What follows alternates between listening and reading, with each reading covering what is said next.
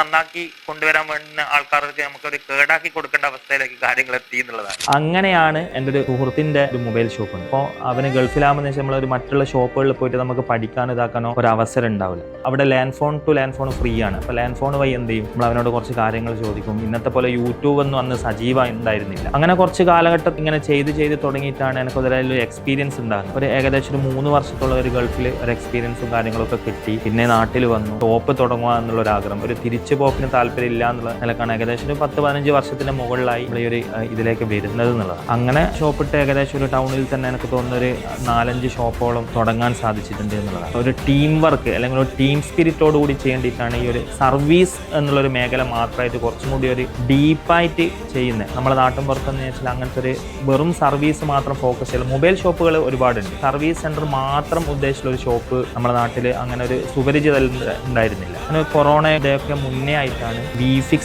എന്നുള്ളൊരു brand നെയിമിൽ നാദാപുരത്ത് first ആയിട്ടൊരു shop തുടങ്ങുന്നത്.